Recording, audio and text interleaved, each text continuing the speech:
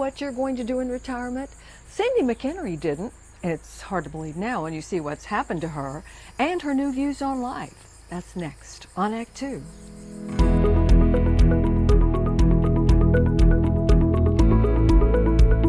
Hi, I'm Brenda, and welcome to Act Two, where we introduce you to folks who have reinvented their lives in hopes it will help you reinvent yours.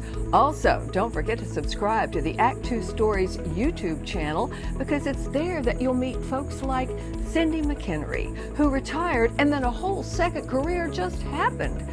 But take a good listen to her story, because there are lessons there for all of us. I spent 31 years of my career working for IBM in Raleigh as a sales representative. I was going to retire and travel and enjoy life and improve my golf game. So I never thought of myself as an artistic person. So now I are one. I'm Cindy McEnery, and I'm now it's not too bad. A photographer who's actually a work in progress.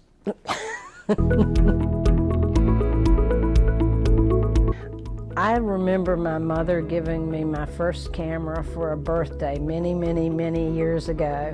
I always had a camera all my life. It really bit after I retired from IBM. We were planning a trip to Africa, and I thought I'd better figure out what to do if I'm going to take a camera over there. And I had borrowed this lens that went from here to Fuquay-Varina. So I thought I better get some lessons. Next thing I knew, I was completely hooked. And I was just studying with some local photographers and with some National Geographic photographers. And I started taking a lot of pictures, and my husband said, "What are you going to do with these pictures?" And I said, "I have no clue." Oh no. So I was in the mountains, and a friend said, "Why don't you start making cards?" So I thought, cards, okay. So I started, and she said, "Oh, I'll buy some for my store." And that was the start of it. Now I'm in over 20 stores. So it went from kind of what are you going to do with the cards to a whole little second career that I'm enjoying at the moment. The thought that something I saw and captured could make somebody happy or give them pleasure, I just couldn't believe that. It was wonderful. 2014, in a routine mammogram, they found 2 little tumors that turned out to be cancerous. Good news was it was early and it could be treated, but I had to go through a lumpectomy, chemo, and radiation, so I had the full gamut. And it was like a huge splash of cold water in my face. It was like all of a sudden I am mortal. All of a sudden you're dealing with the fact that you may not be here forever, and all of a sudden, most importantly, you're out of control, because suddenly someone else is in control of what's going to happen to you for the next little while as you go through this. So it was a tremendous wake-up call. But one of my doctors along the way said, every day, I don't care how you feel, make yourself walk for 15 minutes. He said, it'll just be amazed at how much better you'll respond. So I did, and I took my cell phone, and I would walk until I found something to take a picture of. Suddenly the world was more beautiful than it had ever been. And suddenly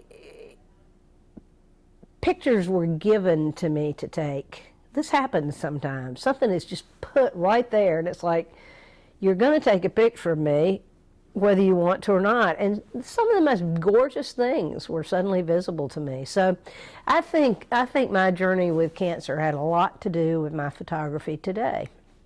I think it's gotten more meaningful. I think it's got more depth to it now. It's got more perspective. And I don't know that I was conscious that that was happening, but when you step back and look at it, I can see it. I didn't know what to say. I'd never thought about anything like this. I mean, all I was doing was making 5x7 note cards, and this is a big wall. So, This one has got to be a bestseller. oh, it is. He's getting 2 versions, with fence and without. And I interrupted her meal and caught her with her mouth full.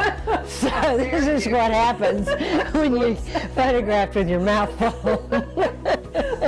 The universe seems to be telling me what I'm doing and pointing me in directions and opening doors, and I've just got to shut up and listen. So that's what I think that's going to be the answer.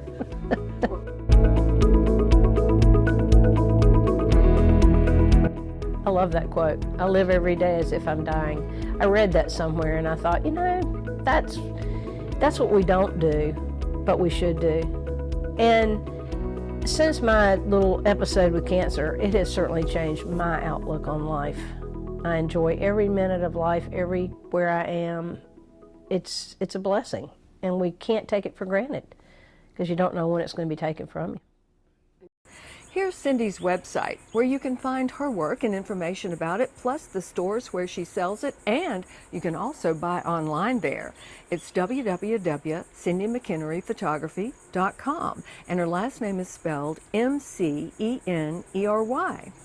If you go there, you'll see that Cindy is now also into prints and canvas. In addition to cards, she shows no signs of slowing down. Now, as far as her advice on what to do in retirement, she offers these thoughts. There's just a whole nother realm waiting for you after retirement. And what you do with it is it's so special. And I encourage everybody to find something that excites them, gives them a reason to get up in the morning and look forward to the day ahead. And that's what photography does for me. Go to our website, actTWOstories.com, to contact us, to see past videos and stories that are in the hopper. actTWO Stories is now on Facebook, so follow us there. Up next on Act 2, he joined the force at age 58 and he won the fitness award for his recruit class. Woohoo! That's next on Act 2. Thanks so much for joining us. We'll see you next time.